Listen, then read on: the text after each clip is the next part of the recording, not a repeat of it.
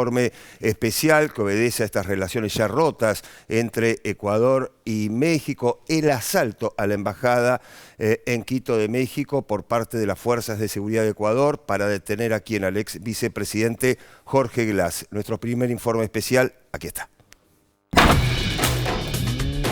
Una violación flagrante. Esto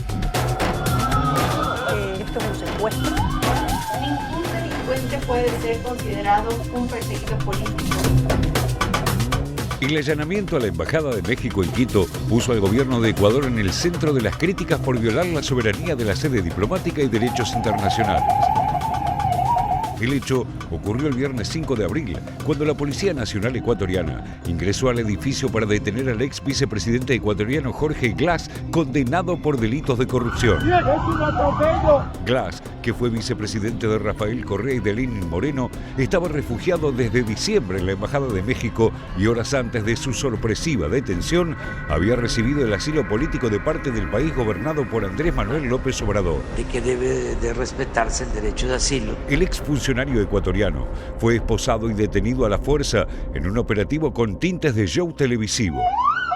El propio López Obrador mostró esta semana imágenes inéditas del operativo en las que se ve cómo las fuerzas nacionales le apuntan con un arma a Roberto Canseco, funcionario diplomático mexicano. Fue una violación flagrante a nuestra soberanía, al derecho de asilo y a las normas y leyes internacionales. La respuesta de México fue casi inmediata y suspendió por tiempo indefinido las relaciones diplomáticas con Ecuador, decisión que se complementa con una denuncia contra Ecuador ante la Corte Internacional de Justicia que funciona en La Haya.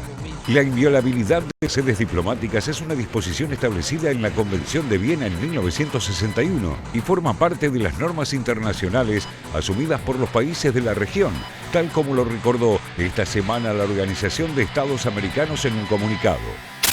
La CELAC tiene una gran responsabilidad y la obligación de demostrar a la comunidad internacional que los quebrantos al derecho internacional son inaceptables, pero sobre todo que tienen consecuencias.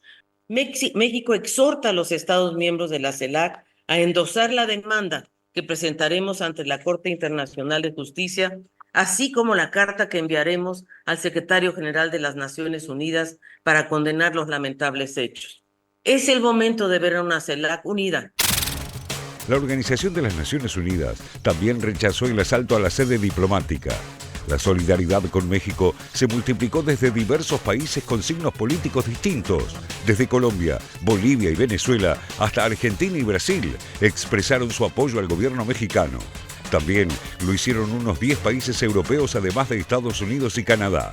Nicaragua fue aún más allá y también rompió las relaciones diplomáticas con Ecuador.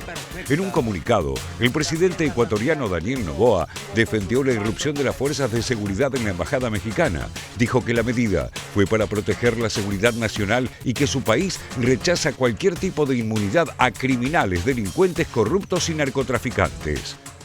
Contraviniendo claramente el principio fundamental de no intervención en los asuntos internos de otros estados. Es importante resaltar que el artículo 41 de la Convención de Viena sobre relaciones diplomáticas dispone que todas las personas que gocen de privilegios e inmunidades deberán respetar las leyes del estado receptor y están obligadas a no inmiscuirse en los asuntos internos de ese estado. Para el Ecuador, ningún delincuente puede ser considerado un perseguido político. La crisis entre México y Ecuador empezó el jueves 4 de abril cuando el gobierno de Noboa declaró persona non grata a la embajadora mexicana Raquel Cerur en respuesta a comentarios que López Obrador hizo sobre el asesinato del ex candidato presidencial ecuatoriano Fernando Villavicencio y sus consecuencias electorales. Luego de eso, México anunció el asilo político de Glass. Horas después, ocurrió la irrupción y detención del exfuncionario ecuatoriano. Se abre ahora Un panorama incierto para Ecuador en el ámbito internacional. La violación de los tratados de la Convención de Viena implica no solo el deterioro de las relaciones diplomáticas con el resto de los estados, también puede verse afectado con sanciones económicas que pueden ir desde restricciones comerciales hasta sanciones financieras que podrían afectar seriamente su economía interna.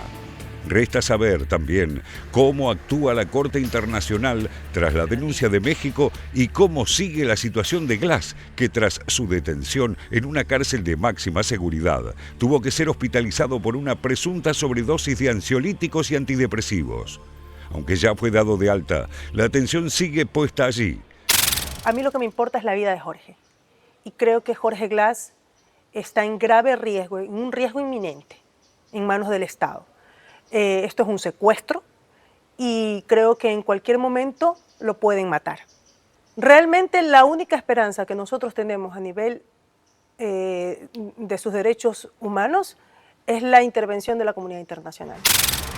México tiene una larga tradición de refugio y solidaridad para perseguidos políticos. Recibieron asilo desde José Martí en 1875 y León Trotsky en 1937 hasta la premio Nobel Rigoberta Menchú en los 90.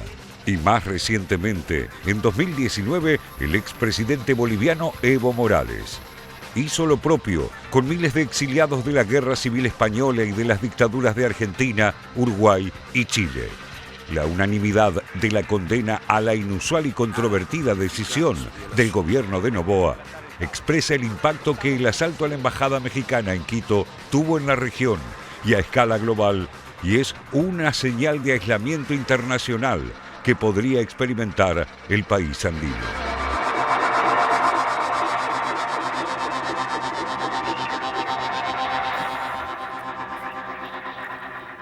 Bueno, ayer en el informe hacíamos mención al derecho justamente de asilo que compete directamente a las embajadas, a los edificios diplomáticos. Justamente en base a este derecho de asilo se está basando Ecuador para argumentar por qué hizo lo que hizo, la detención, la irrupción en la embajada en Quito de México y la detención luego de Jorge Glass, el ex vicepresidente de Ecuador. Pero ya mismo en estas placas vamos a estar explicando el derecho al asilo, en qué consiste, de qué manera fue creado, cómo se está implementando. Rápidamente, a ver, es un derecho humano con reconocimiento internacional, está establecido en el artículo 14 de la Declaración Universal de Derechos Humanos, data de 1948.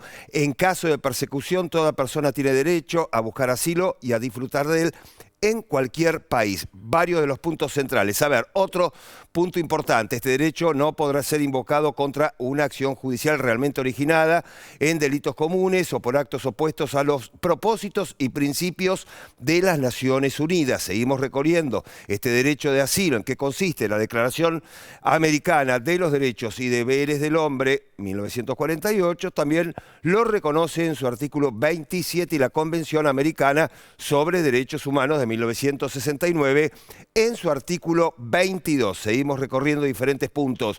Los países, atención con este punto, que otorgan asilo deben respetar el principio de no devolución del refugiado a su país de origen, ni expulsarlo o situarlo en las fronteras de territorios donde su vida o su libertad, claro, corran peligro por las razones de religión, nacionalidad y varios puntos más. Bueno, el derecho justamente de asilo, ¿en qué consiste en esto? Recién se lo estábamos justamente mostrando, pero vamos a ir analizando justamente esta situación tan particular que se dio en la Embajada de México en Quito con la detención del ex vicepresidente, relaciones diplomáticas rotas luego de la decisión adoptada por el gobierno de Ecuador. Bueno, allí, Leticia, señalamos un poco, ¿no? Las dos diferencias, sí. Este derecho al asilo que invoca Ecuador, que tiene que ver con las sedes diplomáticas, y este derecho que nos involucra a todos. Sí, exactamente. De esto se trata. Pablo, yo me quedaría primero, al menos para analizar, lo que tiene que ver con lo que se consideró que se violó la Convención de Viena, justamente sí. Lo que mencionabas de la inviolabilidad Correcto. De una embajada. Acá me parece que quedó claro el rechazo unánime, como lo mostraban en el informe, de los distintos mandatarios de la región, de distinto color político, las distintas organizaciones sí. internacionales, desde la OEA a la Unión Europea, digamos que fue un rechazo unánime a esta decisión del gobierno de Daniel Noboa de asaltar la embajada. Esto me parece que queda clarísimo. Un AMLO que después decía, bueno, ni Pinochet se animó a hacer esto porque si bien hay algún antecedente, como mencionaba antes, en Uruguay, no pasó ni en la dictadura argentina ni en la dictadura de Pinochet, cuando había asilados políticos en las embajadas que ingresen. Y de hecho, un caso mucho más reciente es el de Julian Assange, ¿no? ¿Cuántos años estuvo en la embajada ecuatoriana en Londres y de ninguna manera Estados Unidos se atrevió a entrar a la embajada a retirar a Assange? Es decir que esto me parece que queda muy claro, este rechazo. De hecho, hoy leía en los medios de comunicación ecuatorianos que entrevistaban a varios analistas que planteaban, bueno, ¿qué tendría que hacer ahora el gobierno de Noboa después de todo este rechazo unánime y después además de que Andrés López Obrador presente esta denuncia ante la Corte Penal Internacional? Claro, lo que decían es, tiene que pedir disculpas, tiene que pedir perdón. ¿Qué va a hacer? Reconocer que fue un error justamente esta violación al derecho internacional.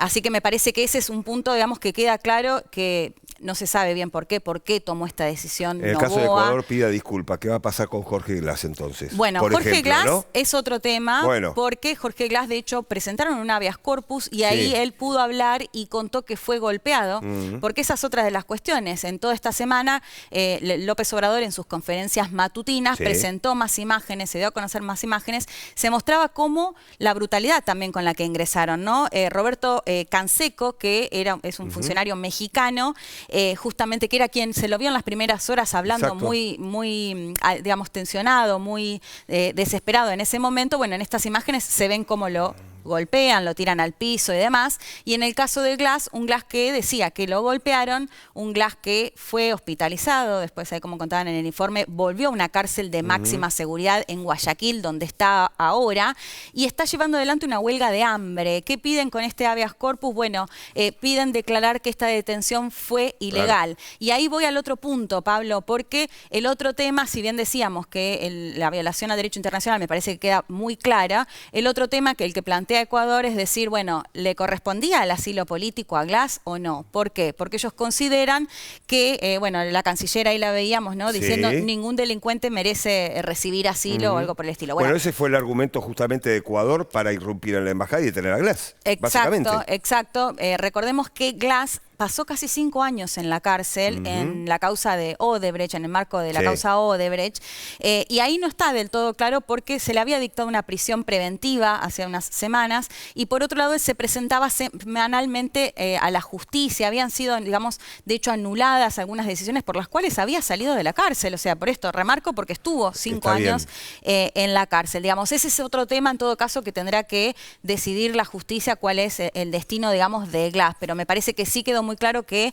la decisión de Noboa de asaltar una embajada, bueno, recibió un rechazo unánime. Y ahí linkearlo, Pablo, inevitablemente, porque si bien la pregunta surge es por qué Noboa, sabiendo que podía llegar a pasar, tomó esta decisión. Bueno, es un Noboa que recordemos que tiene un gobierno muy corto, va hasta el 2025, recordemos que él llegó al poder para terminar el mandato de Guillermo Lasso, para completar, pero que va por la reelección. Entonces, muchos casos, y esto me parece que es la otra pata que hay que mirar, es cómo impacta dentro de Ecuador, sobre todo un sector anticorreísta que quizás celebró incluso esta decisión, ¿no? Me parece interesante ver qué pasa ahí, de qué forma juega de forma interna y sobre todo en un contexto electoral esta decisión, si es esto lo que Noboa estaba mirando, pero bueno, que sabemos que en materia internacional para los próximos días, ¿no? Exactamente, pero que en materia internacional la va a tener y muy complicada por este rechazo que mencionábamos que fue unánime al asalto a la embajada mexicana en Quito.